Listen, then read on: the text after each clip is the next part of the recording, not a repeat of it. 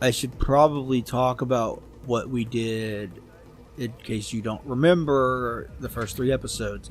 So, in this game, you play as a guy named Ajay Gale.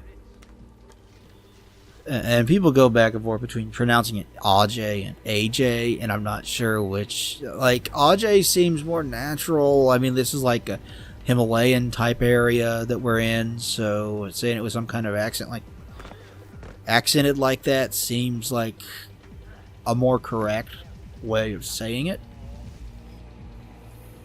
But there's some kind of inconsistency about that in the game itself. And his mother died, and wanted him. Her dying wish was to have her ashes spread around a place called Lakshmana, I think is how you pronounce it. And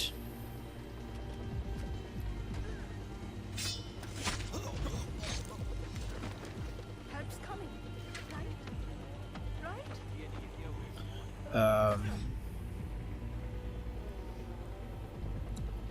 so you travel to Kyrat, and your bus gets stopped while you're doing that. And you...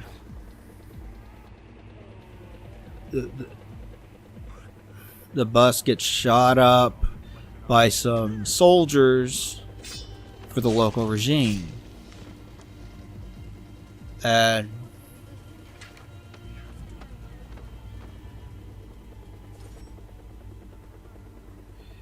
you meet the leader of it. Pagan Min is his name, and he knew your mother, and he invites you over, and he has you offers you crab rangoon, and you sit there, you have a dinner with him, and one of the people that was from the bus who winds up sending a text message to a group called the Golden Path, who are essentially a terrorist organization in this thing fighting against pagan men. And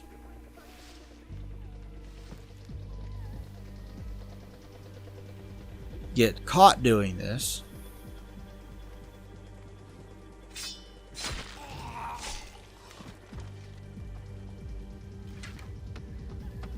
And he takes him away and tortures him. And the Golden Path arrives shortly after that while you're exploring his mansion or whatever, and tries to rescue you. And during your escape, you get into a truck crash and have to make the rest of the way on foot. You make your way to a bell tower, like a radio tower kind of thing, and make a stand there. And while you're fighting off enemy forces, an avalanche occurs and you get buried in snow. You get pulled out of the snow and brought to that village that we were just in, saving people that was burning down just a little bit ago. And they send you off on a few quests, and we did one where we dealt with a den of wolves. We for this old lady who needs help. We could still use your help, brother. Look at the difference you've made. I know, I'm asking a lot from you, but helping the Golden Path will take you to Lakshmana. I promise you that. We'll find it together. Thanks, Sabal. And after you do that, you get sent on a second one where you have to climb to the top of a radio tower. And I did that. And then after you zipline out of the radio tower area, you run into a nearby house where you hear a CB radio and someone calling for help, and they say, we need this package delivered, and you offer to deliver it for them, and I did that. And that was the last thing that I did before the Don't you see, Ajay? first 3 There was a episodes plan, ended. and now it's So that's coming where this apart. picks up It will be a while from before things have to the blow first episode over. of this one, Meanwhile, and the enemy soldiers in that outpost will have plenty of time to dig in. uh, Ajay, attacking that outpost we on do your a couple own is missions, we get suicide. called back, we do the mission, we get called back, say, oh, it's, Ajay, don't. it the home needs to be rescued, oh, we need some hostages taken, and that's where we are here. This is a really fun game. Like, I kind of, after Far Cry 2 and Far Cry 3 and Far Cry Blood Dragon being kind of similar to each other, I was a little bit burnt out on this series because we had done similar things for the previous games, and I was like, if Far Cry 4 is just the same thing as 3, why should I bother with it right now? Because I was just kind of burnt out on the series as a whole and on the Ubisoft open world formula, because at this time they were deeply entrenched in their same open world formula, because this game uses it, Assassin's Creed uses it, Watch Dogs used it, so on and so forth. It's just, I was kind of frustrated with the exact same thing for each one.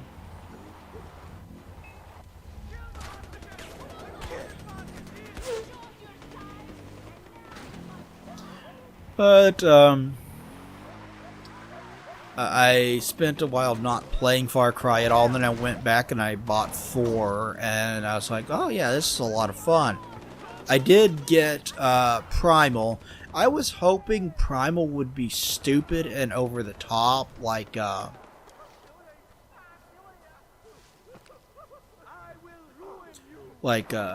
Dragon was. Like, you would think we're taking Far Cry to prehistory. You think you're going to be like riding around shooting people, dinosaurs with guns, that kind, shooting people, riding dinosaurs. And you got like guns and shit, and it would be stupid and over the top, and that's what I thought it was going to be, and that wasn't what it is at all. It took itself seriously, and Far Cry without guns is just weird, dude. Like, Far Cry tends to make the guns feel fun to fire and stuff, but Far Cry without guns? Are you kidding me? You know what I mean? So that one is like, there's a reason that a lot of people kind of see that one as a little bit of a black sheep, I guess. It's not bad. It's gorgeous. I have to give it that. It's very, very pretty. But overall, it largely did nothing for me. But then I got this one, and I started playing. I was like, oh yeah, that's actually a lot of fun. I was really enjoying the 3 episodes that I played for this back in the day, so I've been wanting to get back to it and play more, and yeah, enjoyed it for this too. This is a very fun game. I like it a lot. As you can tell, I've been playing through Halo 3 on the other channel, and I mentioned earlier that I'm very near done with that. I have two episodes left. By the time that these 3 episodes go up on the channel, I should be done with that, I think. So keep an eye on the other channel. You'll be able to see the rest of Halo 3. And then, like I said, I can start working on the review of it. Oh, did you guys happen to catch, like, a couple months ago or so, I was sitting in my room looking through my, I just barely missed a tree there. Looking through my, collection of, strategy guides. And I took a picture of the Ocarina strategy guide and the Final Fantasy VII strategy guide sitting right next to each other and posted that in a Facebook group.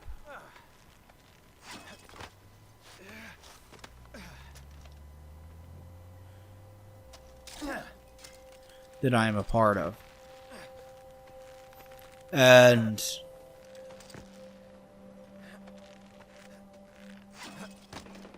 I was like, is there anybody else that loves strategy guides as much as I do? And a bunch of people responded positively. I'm like, I might make a video showing off my strategy guide collection, just talking about them a bit. And then I got and I mentioned it in a couple of Let's Play episodes of the past. I couldn't even tell you which ones. And then I got sidetracked from it, and I was busy doing other video projects, and I just fucking completely forgot about it. And then Dalton went on vacation. I was like, oh yeah, that. I bet I could use this as an opportunity to do that. So I pieced last night, yesterday, and the night before, I pieced together a video talking about strategy guides and showing off the collection of strategy guides that I personally own. And it's nowhere near a perfect video. It's not quite up to my usual standards, in my opinion. Like, I messed up on a few things that I'm kind of angry at myself with. Okay, first off, I forgot to switch my camera from 1080p, 720p mode to 1080p mode, because I meant to shoot it in 1080p. So I accidentally shot it in 720p. That was not on purpose. But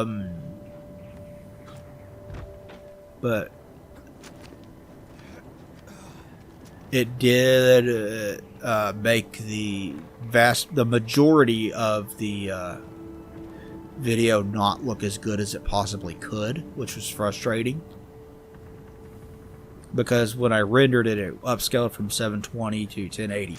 And the reason that I switched it over to 720 last time I used that camera was because I was recording a video for the PlayStation Classic, and the PlayStation Classic gameplay is all in 720, so I wanted to be consistent with that resolution instead of upscaling it. I wanted to represent it as is, you know what I mean?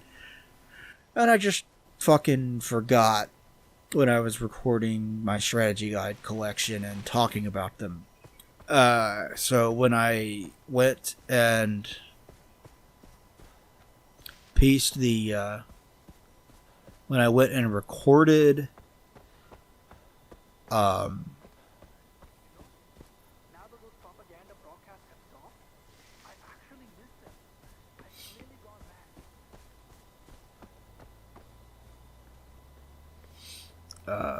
it was 720p, so it's upscaled from that, and that's why it's has a little bit of jagged edges and whatnot in the video itself. As for the lighting setup was I have 3 lights, like for professional, 3 like studio lights for photography and filming that we've got to take pictures of.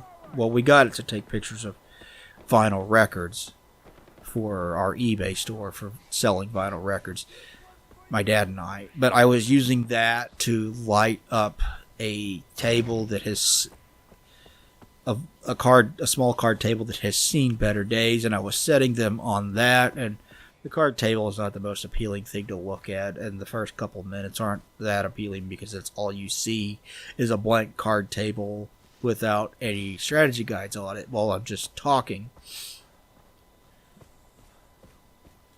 There's nothing I can really do about that. But the sound, because I was doing this in my living room, because I needed to do this in my living room because I needed to have extra room to set up the lights and stuff like that. And because I was doing this in my living room, I couldn't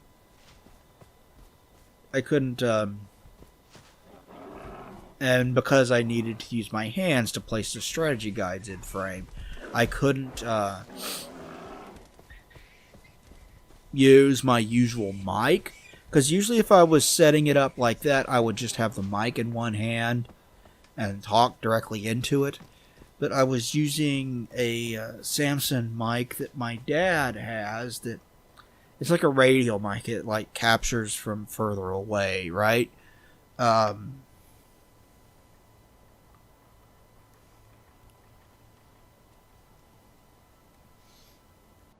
I was using that, and the audio is noticeably not as good as as my audio usually is.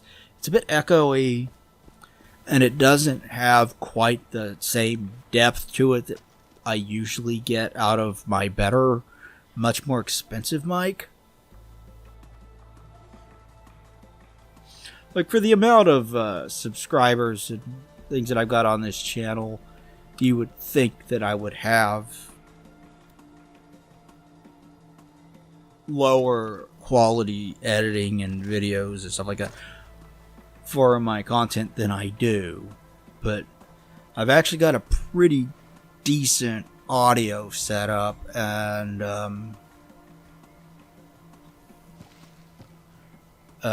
pretty decent video quality as well. I mean, the footage that you're looking at for this game is just gorgeous, especially like if you can see the raw footage. It's really, really, really good looking. And I have an Elgato HD60 Pro capture card, and it looks really sharp. It looks really fucking sharp. I love how the footage looks. And it results in good looking, good sounding videos. So I'm used to a higher standard of quality, and I'm unhappy with how echoey this was, and unhappy with it not being as full as it usually is. But given the circumstances that I was recording under, it's about the best that I could do. So if that bothers you, I'm sorry. I also at one point realized I also forgot to record one specific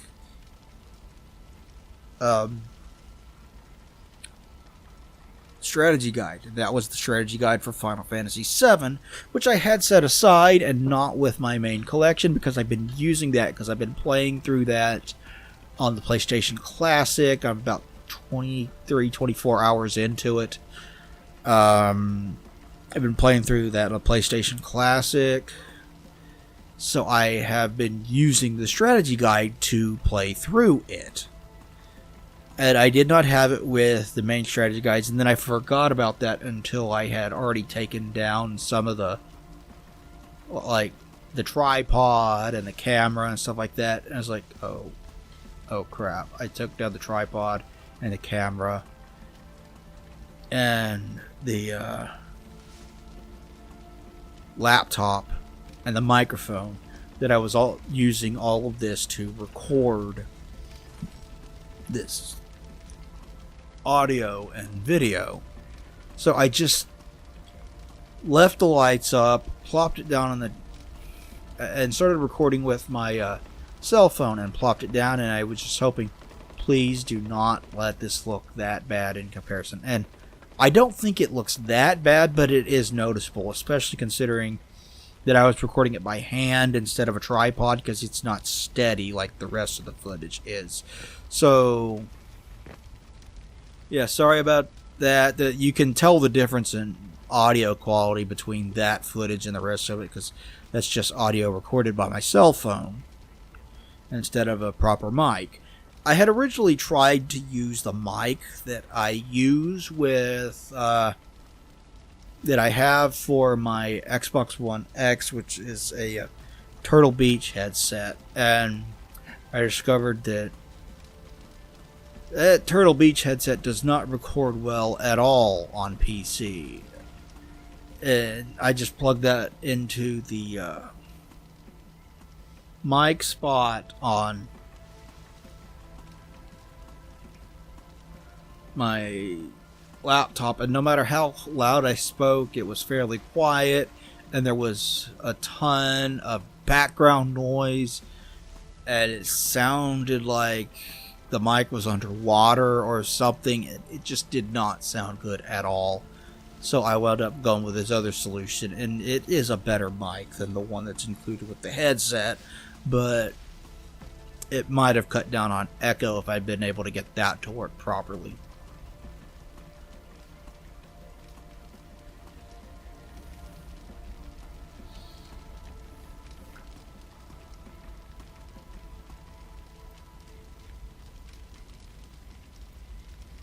I wasn't able to. It is what it is.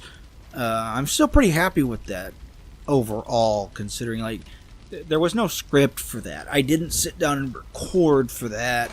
I sit down and like write notes for that. I just plopped down one after another and just talked about the game and the strategy guide and stuff like that.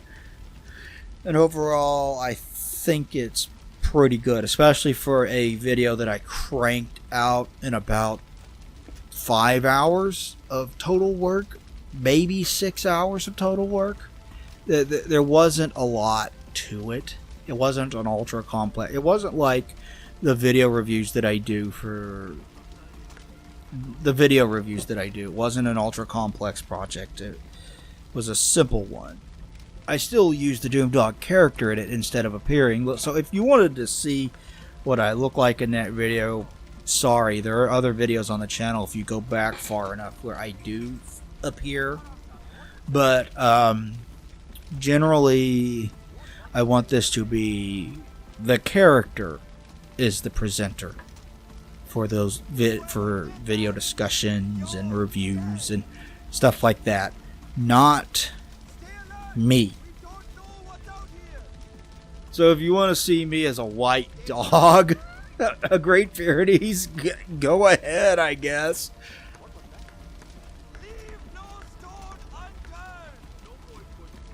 I was so fucking worried last year about Kappa because here I was trying to draw this guy out to the side.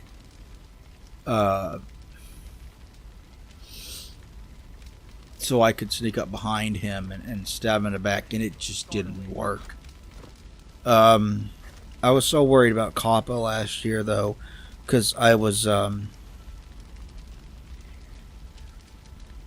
legit thinking that they're going to see my cartoon character, and they're going to label me as kid-friendly, and I'm going to have a bunch of useful features taken off of my channel as a direct result.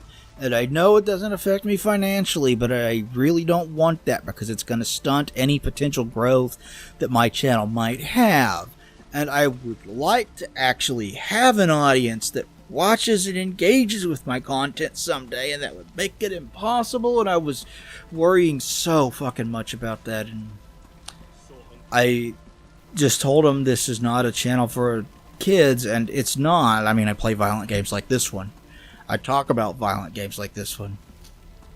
I don't always use the most family-friendly language. Fuck, shit, ass, hell, damn.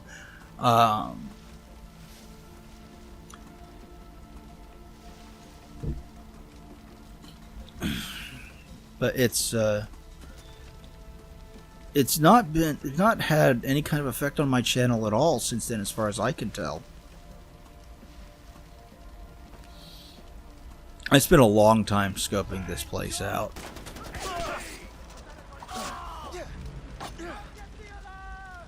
And then this guy spotted me. And I tried to go back into hiding. And they called in reinforcements, and I thought, oh god, I'm fucked. I have a video that I want to do for my other channel. That's something I've been intending to do for a long time. It's a video review of Caught Up in the Gears of Application by Superjoint Ritual. And I have been kind of wary of uploading anything to that channel. Like, I've been discouraged because I've had several of my demos get deleted.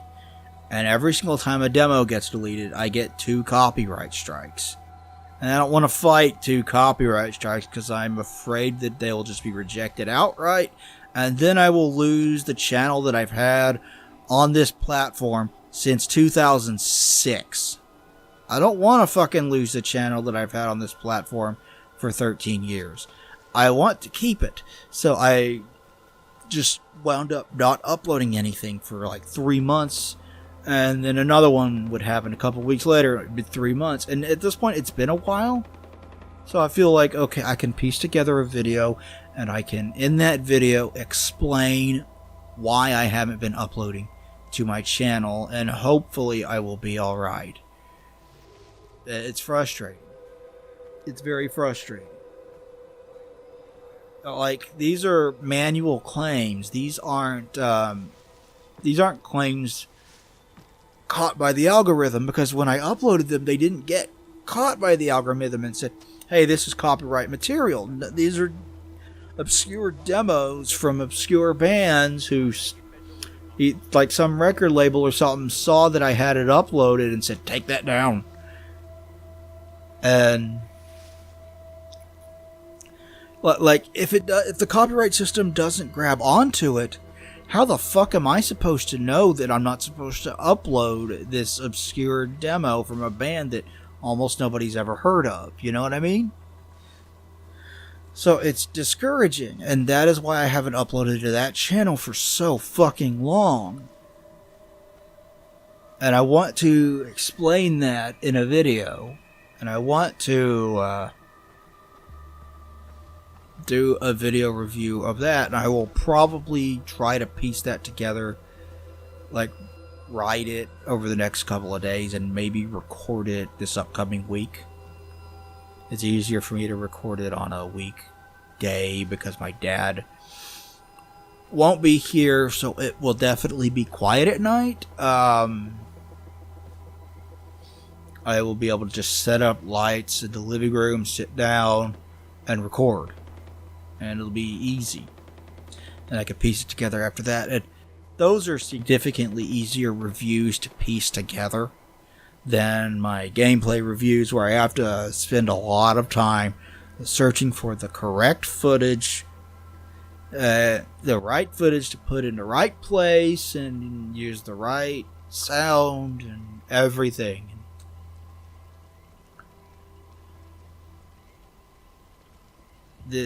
I will sit there and spend maybe 7-8 hours on it, and I'm done.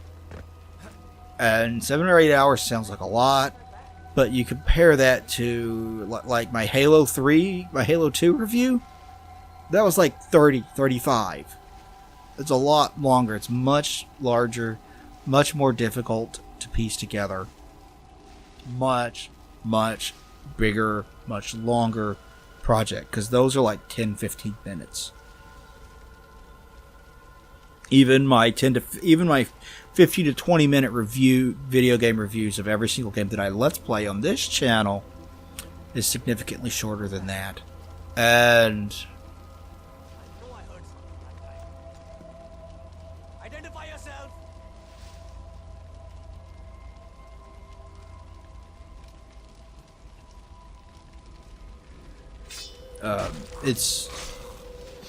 I do enjoy putting these videos. Obviously, I enjoy it, right? Because why the hell would I keep doing it if I didn't enjoy it? Because I don't get that many reviews, like many views and comments. Like every once in a while, I'll get a comment going, "Oh, thank you for reviewing this game. This reminded me of I used to play this game a lot. Like when I was younger, I loved it. It was a lot of fun. And you reminded me of it. I want to go stake out another copy and see if it still lives up to the hype." And I get comments like that, or "You reminded me of my childhood, and I got so much nostalgia for this. Thank you," and stuff like that. That makes me so happy. That alone makes it all worth it. That alone makes it worth piecing together these reviews, the time invested into it. I just wish I got more of that. I wish I got more engagement on my reviews. Like I got 12,000 likes on my Facebook page, and it's been kind of dormant ever since because Facebook strangles the life out of Facebook pages that are large like that. And what Facebook does is artificially restricts the page's reach so that it's not showing it to the 12,000 people that click like on your Facebook page.